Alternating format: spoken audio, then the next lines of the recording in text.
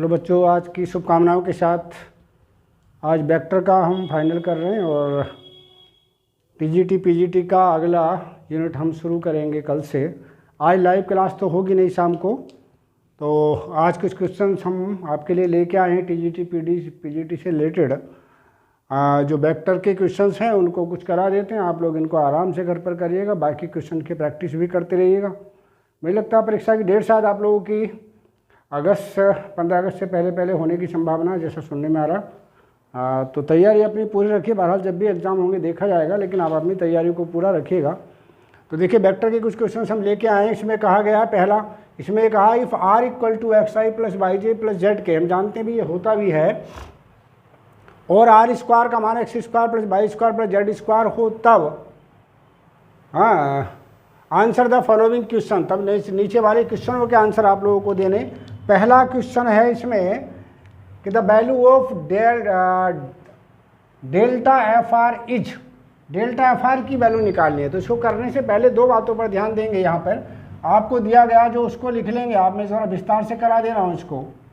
Given that, ये आपको दे रखा है r बराबर, वेक्टर r बराबर कितना, xi + yj और + zk, ठीक।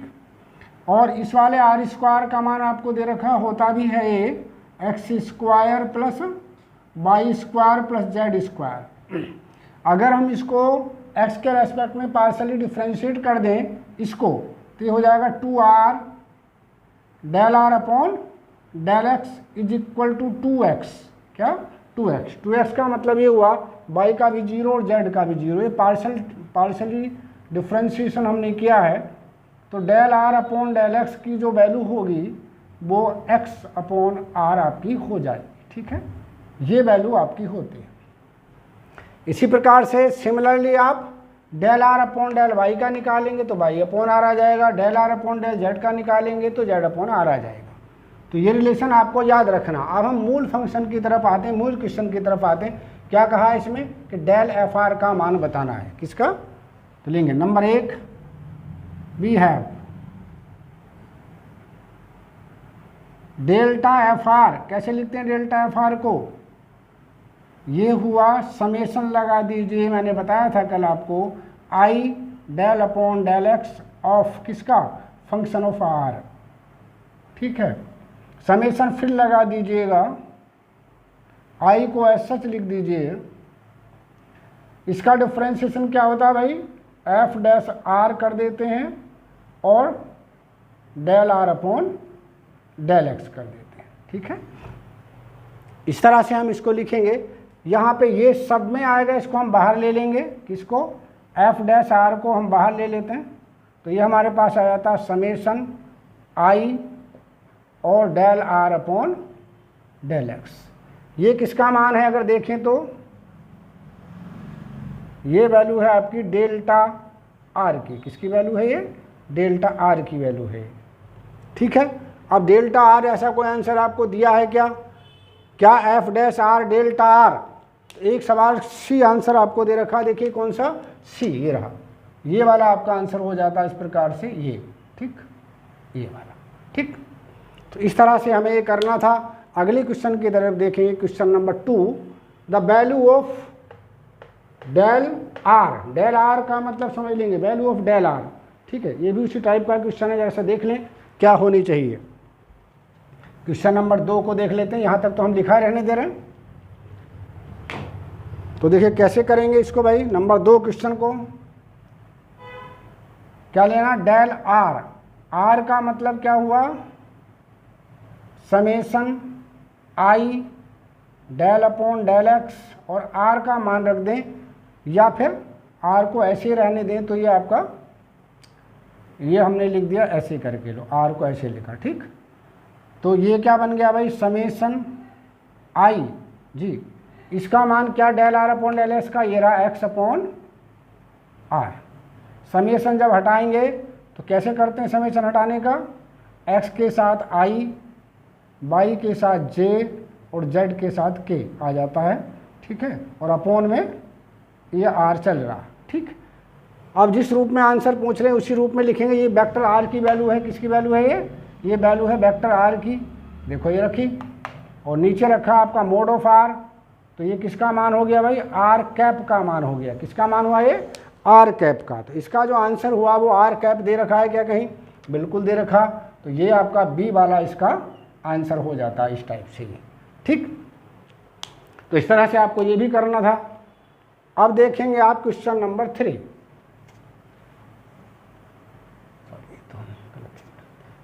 क्वेश्चन नंबर 3 को भी देख लेते हैं। चलिए एक लाइन यहाँ से ये साफ हो गई, इसको दोबारा लिख देते हैं हम। क्या था ये निकाला था हमने, del r upon del x बराबर एक्स अपॉन आर। ये तो आप सुरक्षित रहने दीजिए, इसकी जरूरत पड़ेगी तो यूज़ करते रहेंगे। ठीक है, क्वेश्चन नंबर 3 की ओर अगर हम देखें तो इसमें कहा है क्वेश्चन नंबर 3 में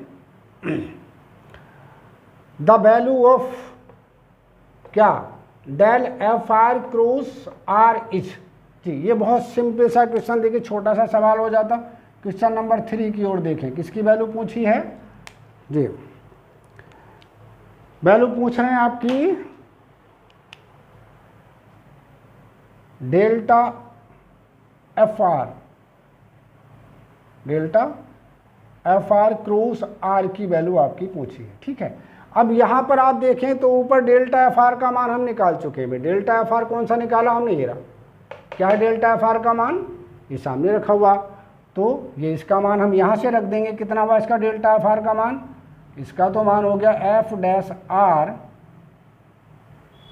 और इनटू डेल्टा आर क्रॉस ये वाला वेक्टर आर दे रखा है, ये वेक्टर आर। एक चीज़ हम आपको और बता दें, इसकी वैल्यू क्या होती है, इसकी वैल्यू कितनी होती है डेल्टा आर की। डेल्टा आर की वैल्यू देखो ये निकाली हमने यहाँ से, ये रही क्या वैल्यू है इसकी, आर कैप। तो ये हमने लिखा f dash r, r cap का मान कितना होता, वेक्टर आर अपॉन ये वाला वेक्टर। ठीक है, और क्रॉस आर। ठीक है, आर क्रॉस आर की वैल्यू क्या होगी, जब दो वेक्टर एक जैसे हो जाते हैं तो उसकी वैल्यू 0 हो जाती है। ए क्रॉस ए बराबर 0, बी क्रॉस बी बराबर 0, आर क्रॉस आर बराबर भी 0 हो जाता है। तो ये आपका 0 बन गया, सीधा सीधा सा आपको याद रखना है। चलिए नेक्स्ट क्वेश्चन देख लेते हैं। क्वेश्चन नंबर 4 को अगर आप देखेंगे तो क्या कहा भाई, the value of delta log are, delta log are के मोड का मान पूछा है इसमें। तो देखिए चौथे क्वेश्चन को भी देख लें आप, किसको पूछा, delta log are mode. Are mode का मान कितना होता है जी, इसका मान हम रख देंगे समेशन आई डेल अपॉन डेल एक्स और लॉग ऑफ किसका, आर। आर की वैल्यू ये रख देंगे यहाँ से, कितनी, ये रखी आपकी, क्या वैल्यू है आर की, x square plus Y square plus Z square, ऐसे भी लिख सकते हैं। और इसकी बटे 1/2 कर दिया हमने। 1/2 को आप पहले ले आइएगा, तो ये समेशन आई, ये 1/2 पहले ले लो, 1/2 इसका डिफ्रेंशिएशन कर दो। लोग का क्या होता है भाई, 1 में x square plus Y square plus Z square, इसके डिफ्रेंशिएशन से गुणा करते हैं, इसका 0, इसका 0, इसका 2x। तो ये कुल मिला के 2 से 2 को आप कैंसिल आउट कर सकते हैं यहाँ से।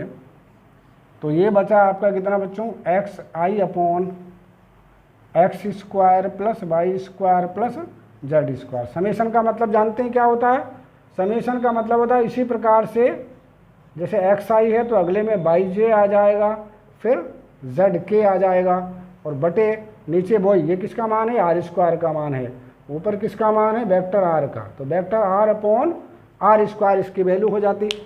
तो vector R upon R square कहीं दिया है क्या, vector R square upon vector R upon R square. तो vector R upon R square तो यहाँ पे मुझे लगता है नहीं, तो फिर नन ऑफ दीज इसका आंसर हो जाएगा। कौन सा आंसर हो जाएगा, ये वाला इसका आंसर हो जाएगा। ठीक है, चलिए इसी प्रकार अब देख लेते हैं हम कौन सा, क्वेश्चन नंबर 5 की तरफ आ जाते हैं। 5वां क्वेश्चन देख रहे हैं।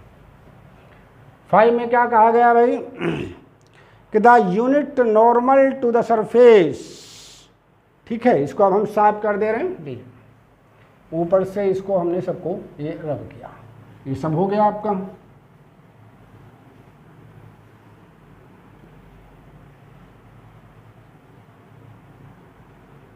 क्या कहा पांचवें में देखेंगे भाई, unit normal to the surface.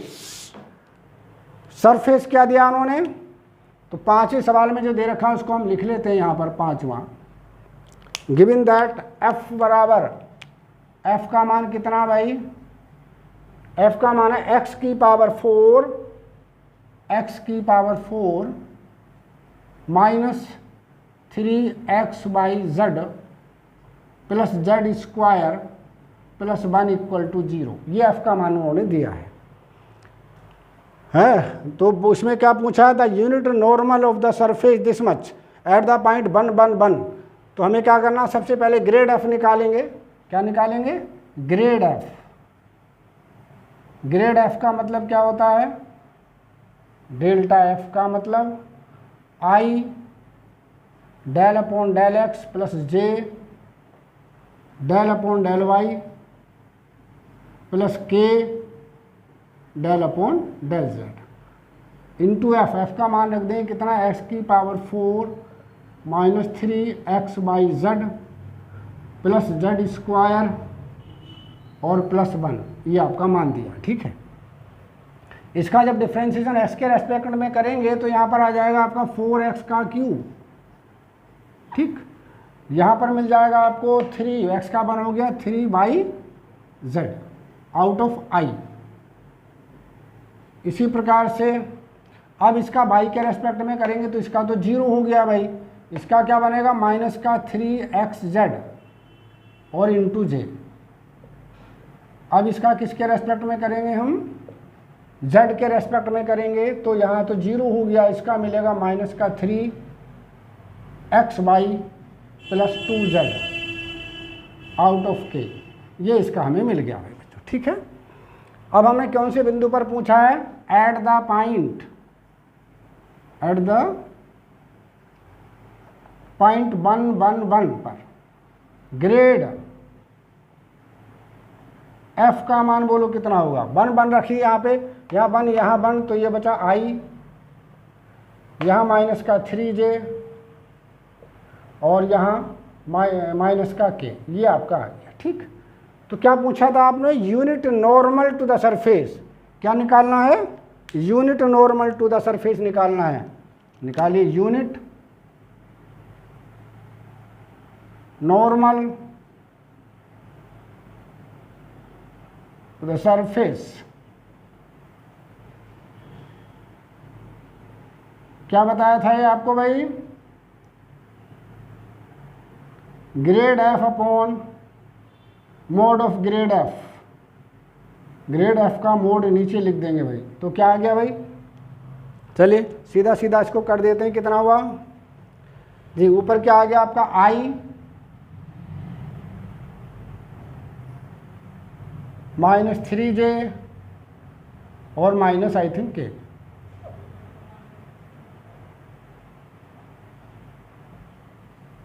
Upon इसका मोड नीचे लिख देंगे भाई, क्या हुआ मोड 1 प्लस 9 प्लस 1, कुल मिला के क्या है भाई, i minus 3j minus k upon √11। कोई सा दे रखा गया, तो जो दे रखा होगा तो पहला ही इसका आंसर मुझे लगता हो गया, ये वाला इसका आंसर आपका हो जाता है भाई। ठीक है, तो ये था आपका 5वां क्वेश्चन। अब एक सवाल और देखेंगे, छठा सवाल है इसका। क्या कहा छठे सवाल में, द डायरेक्शनल डेरिवेटिव ऑफ। इसमें डायरेक्शनल डेरिवेटिव पूछा है। देखिए इसको हम पहले रब कर दे रहे हैं, ये हमने इसको एलिमिनेट किया यहाँ से। चलिए 5वां क्वेश्चन भी हटा दे रहे हैं तो आपका हो ही गया जी। क्या कहा है इसमें, ध्यान से देखेंगे बच्चों। The directional derivative of x square minus 2y² plus z square at the point 1 1 in the direction of this much. क्या दिया है, छठा सवाल देखेंगे, क्वेश्चन नंबर 6 की तरफ आ जाइए। क्वेश्चन नंबर 6 देख लीजिए, जो दे रखा है f का मान कितना ले रखे, ले आप उन्होंने, ये x square minus 2y² plus ये आपका x स्क्वायर माइनस 2y² और plus I think z square. तो सबसे पहले तो आप ग्रेड एफ निकालेंगे, इम्प्लाइज दैट करके निकाल दीजिए ग्रेड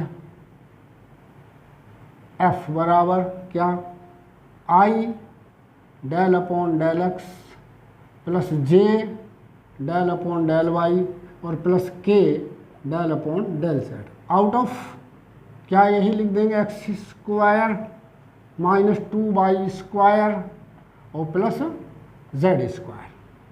तो कितना हुआ ग्रेड एफ का मान भाई, यहाँ से लिखेंगे एक्स के रेस्पेक्ट में 2xi minus 4yj plus 2z कौन से बिंदु पर चाहिए, 1 1 पर चाहिए, तो एट द पॉइंट 1 1 1 पर देखिए क्या grade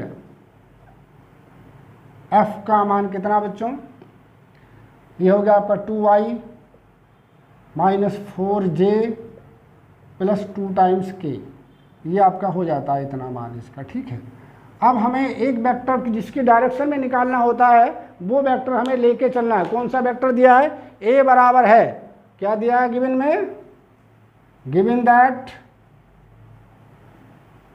vector a equal to कितना है, वेक्टर a की वैल्यू है हमारे पास 2y प्लस जे माइनस के,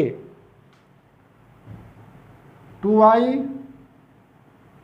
प्लस जे माइनस के, 2y प्लस जे माइनस के। इसका अर्थ क्या हुआ भाई, ए कैप हमें चाहिए होगा, ए कैप का मान होता है ए अपॉन वेक्टर ए का मोड, यानी 2y प्लस जे और माइनस के अपॉन इसका मोड का मतलब 4 plus 1 plus 1।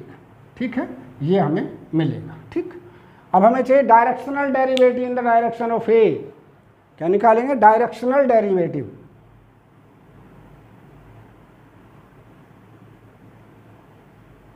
Directional derivative in direction of A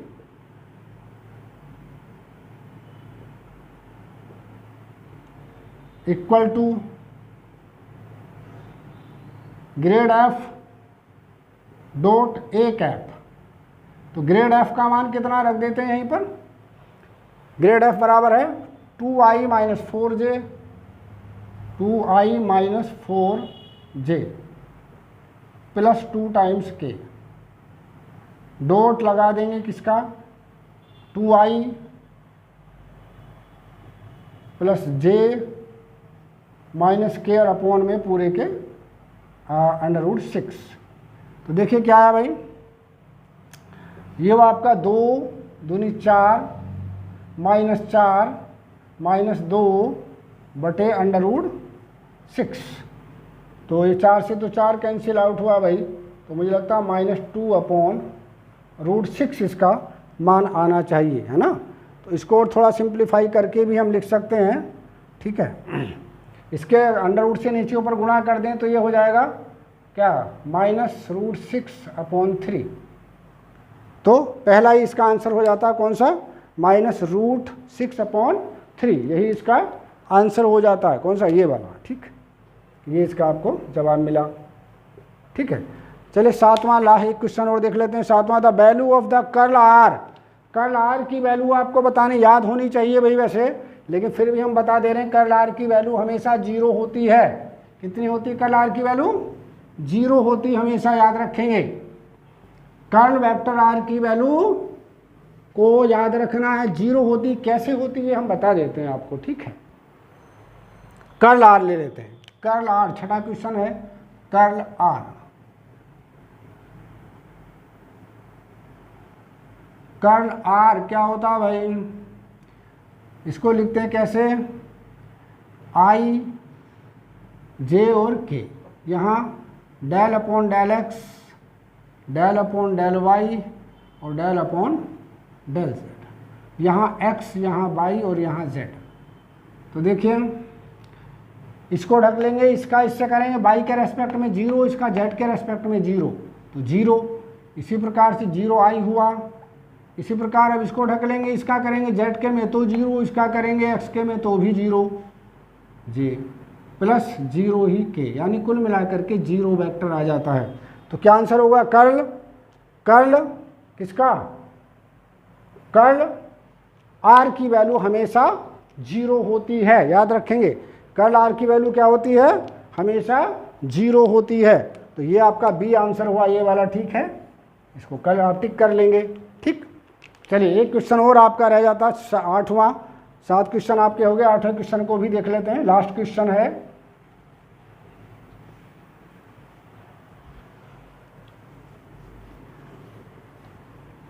the value of the divergent are.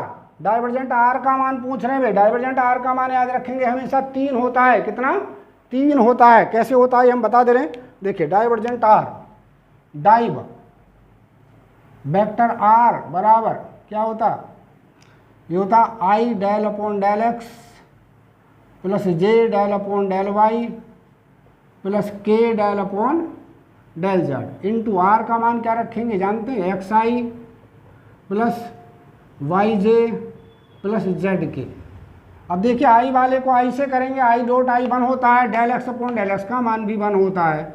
इसी प्रकार del y upon del y का मान भी 1 होता है, इसका भी 1 हो जाएगा। तो कुल मिला के आपको ये 3 मिल जाएगा। तो याद रखेंगे क्या वैल्यू होती है डाइवर्जेंट आर की? 3 होती है, इसलिए ये इसका आंसर हुआ। ठीक है बच्चों, तो इस तरह से इन सभी क्वेश्चनों को बहुत आराम से आप लोगों को देखना, अध्ययन करना। पहले डिटेल में करना, फिर शॉर्ट में करेंगे। वेक्टर यूनिट आज हम फिनिश कर रहे हैं, कल से कोई नई यूनिट शुरू करेंगे।